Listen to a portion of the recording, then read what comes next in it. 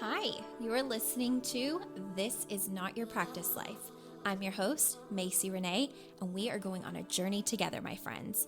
I'm a certified life and emotional intelligence coach. And if you really want to step into your highest self, there are a few non-negotiables you're going to have to learn, and I am just the person to help you do it. No matter your past, I'm here to help you create a more fulfilling future. So stick around with me. Not only will I teach you how to navigate your brain's daily mind drama, but I'll help you actually understand your mind, your emotions, why you do the things you do, and why others do the things they do. Most importantly, I'll help you build the self-awareness skills to create whatever results you want.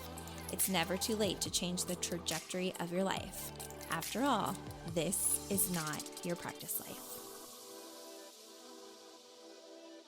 Hello, friends. Welcome back to another episode of This Is Not Your Practice Life podcast. My name's Macy. I'm so excited to have you joining the show. If it's your very first time listening, welcome to the podcast. And if you're a returning listener, thanks for coming back. Really quickly, to keep from doing commercials in my podcast, one of the best ways that you can help me is by leaving a Google review. If you are a client, leave a Google review as a client. What's it like working with me? What's it like being in the programs? What are you getting out of going to retreats or being in certain programs, freebies, things like that? And if you are a podcast listener, you've never been a client or you haven't been a client yet, leave your review as a listener of the podcast. Doing so helps me. It allows me to grow because it changes the algorithm to where people can find me when they're searching for a podcast under certain keywords like stress or emotional intelligence, or it helps them find me whenever they're Googling things like coach, life coach, emotional intelligence coach. So it takes like less than a few minutes and it helps a ton. And it's something that has kept me from really feeling the need to add commercials and whatnot to the podcast. So if you don't mind, I would love if you would go leave a review. You can do that at thisisnotyyourpracticelifepodcast.com. Or if you even search Macy Renee Coaching on Google, you should be able to leave a Google review directly there as well. You can also check the show notes. Oftentimes I will leave a link so that you can do it directly from the podcast itself. So if you don't mind going to do that, I would appreciate it. Now let's get into today's episode. So today we're digging into the topic of I don't know. And I titled the podcast, I don't know is not always the truth. Uncertainty versus avoidance. We're going to talk about the difference between these two things. And this is the reason why. It's very common for us to use the phrase, I don't know. I am guilty of it as well. I in my coaching containers, make sure to essentially bring awareness to the fact that women want to use this all the time. And oftentimes, especially if you've been in my programs a while, you know it's not even a phrase that I allow women to say. And if I can see their brain getting ready to use I don't know, I will often just interrupt that thought process for just a second and remind them not to say I don't know. But it's very common for us to use this. And a lot of times it's because it buys us extra time to think about what we have in our brain or what we're trying to process or what we don't want to say, or it keeps us safe, or it keeps us out of discomfort, especially emotional discomfort as well. And the way that I like to describe it to my clients is that when you're using I don't know, what it does is it's kind of, think of a light switch being in your brain, okay? And that light switch, when asked a question, needs to be turned on in order for you to search your brain's database and find the answer. And the moment that you say, I don't know, whether you really don't or you're using it for another reason, which we're going to talk about, you turn that switch off. And essentially it shuts down the power of your brain and you cannot search the database. And our brain is very clever in that when it comes to safety and comfortability, that's essentially what it wants. It doesn't want to explore the answer. So we're going to talk about why. And I'm going to give you some reflection things to think about at the end so that if you are this person currently, or you're still struggling with it, or you notice that, like if we're coaching together and you're a client and you notice that I'm always calling you out for saying, I don't know, this may be the episode that you need to hear. Okay, so the thing about this episode is to reflect on the question, is this genuine uncertainty? Like whenever I say, I don't know, is this genuine uncertainty or emotional avoidance? Okay. So here's the big thing behind this I don't know phrase. It's not really literal oftentimes.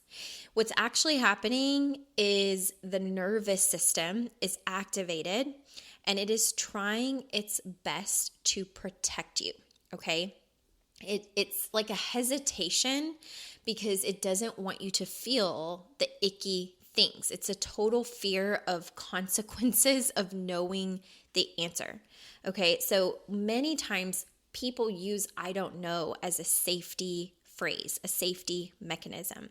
So I'm going to give you some common translations of what I don't know can mean based on the person, what experience they're having in whatever category of their life it may be in. And maybe some of these you can relate to as well.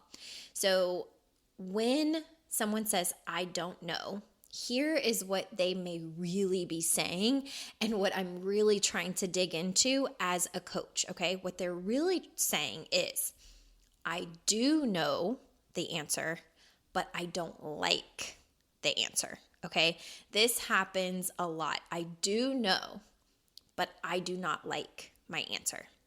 Another is, I'm scared I'll be judged if I say it out loud. So whenever I ask a question and someone says, I don't know, it could be not because they don't know, but because they're scared they'll be judged if they say their truth out loud.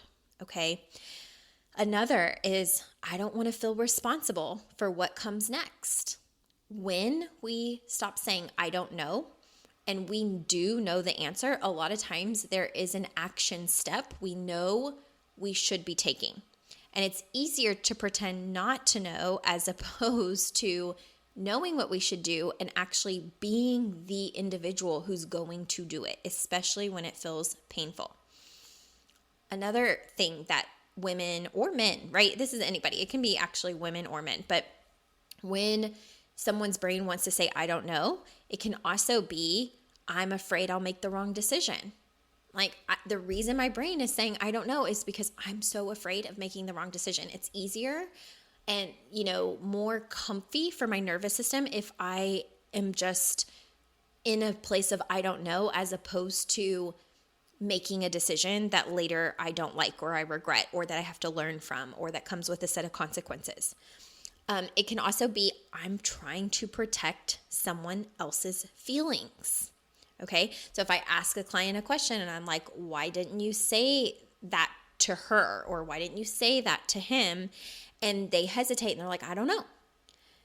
Instead of I don't know, it could be, I'm trying to protect someone else's feelings or I'm trying to protect their feelings. It could also be, I'm scared to want what I want. It's a lot harder to admit what I want than to say, I don't know. It's just easier to say, I don't know, instead of saying what I want out loud. Another thing that can be in place of I don't know and what it can really mean is I feel guilty for even thinking that. So I just say, I don't know. It can be, I don't trust myself to follow through. So instead, I just say, I don't know. So if I'm like, why aren't you working out the way that you said you were going to last week? You told me you're going to go to the gym 3 times. You told me you were going to meal prep. Why aren't you doing it? And if a client has that moment to say, I don't know, what they could really mean instead is, I didn't trust myself to follow through, or I don't trust myself to follow through. Another is, I'm used to outsourcing clarity to other people. Okay, so sometimes people say, I don't know, and it's kind of a crutch because they rely on other people's validation or opinions or input to make decisions for themselves. And so it could be, I don't know, because I'm so used to outsourcing my answers to other people. or my decisions to other people. And another reason that people can say, I don't know, is because they feel numb and overwhelmed, right? It could be, I'm numb and overwhelmed. I literally feel in my brain like I don't know because my nervous system is so overloaded. I'm numb and overwhelmed. So I'm sure you can relate to one of these, if not all of these or many of these. I know that I have been in a position where, I have used I don't know to protect myself from, things that I don't want to really think about, things I don't really want to feel, conversations I don't want to have, situations I don't want to be in, arguments that I don't want to transpire. All of us have this ingrained nervous system kind of protection. And it's a really easy phrase to use, but you want to be aware of when you're doing it, why you're doing it, how often you're doing it, because there is a difference between genuine uncertainty versus emotional avoidance. So I want to talk about real quick, like what these will look like and what these will feel like or what they'll mean. So when you're truly uncertain, okay, truly uncertain, and maybe you're saying like, I don't know, but it is like real down to your bones. Like, what do you want your next career to be? And you go, I don't know. Let's say that is true uncertainty. True uncertainty is very open, okay? It's very curious. It allows for a lot of processing. It's not this closed off, I don't know, I don't want to talk about it, let's end the conversation, let's not. It's very much like, I don't know, but there's an openness to where someone could help you explore that. You could be asked more questions. You're really curious about what options there are. Okay, that is true uncertainty. It's like uncertainty with a willingness to keep going, keep exploring, keep seeing what's next. Whereas avoidance, okay, if you say, I don't know, and it's coming from an avoidant place, a nervous system protection mechanism, your I don't know is going to feel very foggy. It may even feel like you're stuck in a thought loop of just doing the same thing, feeling the same thing over and over and over and over again. It's very mundane, and it's also going to feel very tight. You might feel closed off. You might want to run away. You might feel like a visceral response, like sweaty, nauseous, sick to your stomach. Like it's going to impact you differently. So some questions that you can ask yourself are, does this feel like a pause, okay? Or does this feel like a wall? A pause would indicate like, I don't know because I need to think about it. I need to be asked more questions. I need to be more curious about this. Whereas hitting a wall is like, I don't want to talk about this. This feels very painful. I don't want to have to think about it. I know my answer internally. I don't want to say it to you out loud. I don't want to admit it out loud. I don't want to have a conversation with this other person. I don't want it to be true. I don't want to write it in my journal. Like it's a total wall, okay? And another question is, am I truly unclear, or am I scared of what clarity would require of me? I'm going to repeat that. Am I truly unclear? Like, am I saying I don't know because I'm truly unclear? Or am I scared of what clarity would require of me? Okay? Because that's very, very different. Right? If you give your truthful answer, like if there was no holding back and you're like, I know the answer, I don't want to feel all the pain that comes with it. There's a responsibility, there's action steps to take. And a lot of times, again, our brain likes cozy, comfortable, predictable. If it thinks that you're not going to get to experience that, a lot of times basking in I don't know for a long time, weeks, months, years, will happen to stay the same. Okay? But it's really important that we discuss the cost of staying in I don't know, because I have watched people stay in this for years. There's been times in certain areas of my life where I have said I don't know for years. In fact, it was my favorite answer to give my coach. And she would always come back with a very brilliant question to pull me out of that. But the cost of staying in this I don't know phase is that you have time lost right? You lose time. You circulate in things that maybe you wouldn't if you just were willing to feel the feelings or be truthful with yourself and you really did know. You may miss some really great opportunities by pretending you don't know or being stuck in I don't know or not even being willing to explore I don't know. You start to erode your self-trust. That's the biggest thing I see women and clients experience that I work with is that constant I don't know makes them feel like they cannot trust themselves or their decisions because they've fought to keep their nervous system safe for so long, their body safe for so long that the I don't know is the easiest thing. And then they feel like I don't even know how to trust myself. I really don't even know how to trust my decisions. And then lastly, it leads to living passively and relying on other people to decide for you. So if you never know the answer, someone else is often going to make some answers and decisions for you. And then you'll feel like you're losing control over your life. You're going to feel like you don't even know yourself or know what you want in your life or how to make those decisions or how to change, how to trust yourself. So there is a cost to constantly using I don't know. And that is why in any of my coaching freebies or paid programs, or if we are working together in any way, you will lovingly but sternly always hear me say or even interrupt you midway to remind you, don't say I don't know. Give me an answer. I don't care what the answer is, but it cannot be I don't know. And it can't be some smart ass other way of saying I don't know, because some of my clients try that as well. They'll like pause and then they'll be like, don't worry, I'm not going to say I don't know. And then their brilliant little brain will come up with another way of saying it differently. And I'm like, nope, that still counts. Don't even go there with me. But as much as I giggle and laugh whenever it happens in the moment, it really, like, the reason that I stop it is because it's in favor of you being super honest with yourself. And the faster you can be honest with yourself, and the more self-awareness you can build around that, the faster that you can take accountability and make different decisions should you choose to, okay? So here are some prompts, I guess you could say, and questions to ask yourself anytime you're using I don't know, or if you have a friend or family member who's constantly like, I don't know, you can ask these questions. What if I did know? Or what if you did know? Okay, that's a big coaching one. What am I scared to admit? What are you scared to admit? That's a big one. What am I scared to admit? What would I choose if I trusted myself more than I feared being wrong? Because maybe I don't know is I don't want to be wrong. So what would you choose if you trusted yourself more than you feared being wrong? Okay. And here's the thing about the whole I don't know. We have to normalize being afraid and still moving forward. It's okay. Being afraid is oftentimes temporary and it will lead to other good things on the other side. So normalize being afraid and still moving forward.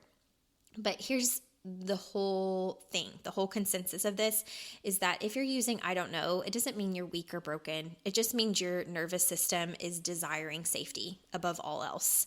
And there are other ways to create nervous system safety and to cope aside from saying I don't know. And that is something that I teach in my emotional intelligence coaching.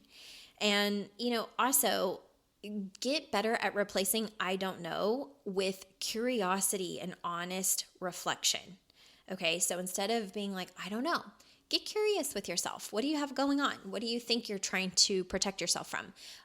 What emotions are you trying to avoid feeling?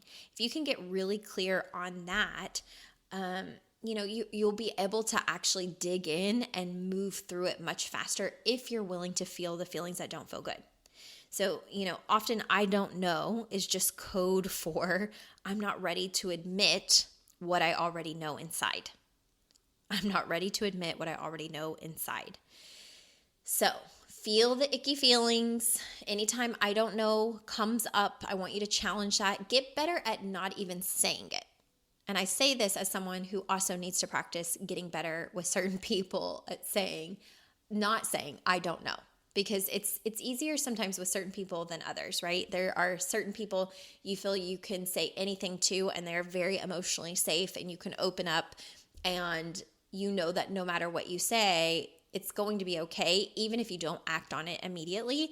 And then there are other people who, it's easier to say, I don't know, because think about like if someone else doesn't have maybe the emotional maturity or emotional safety, they don't know how to hold space, they don't know how to conversate when they're emotionally triggered. It can be harder to really be honest in those moments. And that can be a big reason that people say, I don't know, in a friendship, in a work relationship, in a romantic relationship, in a family, relationship. It's kind of like, it's easier for them to be like, I don't know, because it's so widely accepted in a society, or in our society, that most people don't question it. But if you can find those safe people to be around more and more, or even just create safety within yourself, answer the question in place of I don't know. Sit with it and don't even let yourself say it out loud. What would you say if you were just being honest? And you could be honest with anybody. And even if you're not willing to say that truth out loud to, let's say, a person that you don't feel totally completely safe with, like journal it out, move that energy, like allow yourself to build that self-trust again of knowing your answers, as opposed to masking it with not knowing simply to avoid uncomfortable feelings. Okay? All right, you guys. Thank you so much for coming to this episode of This Is Not Your Practice Life. Again, go leave a review. If you're a client, leave your review as a client. If you're a listener, go leave your review as a listener. I appreciate it so much, and I will talk to you soon.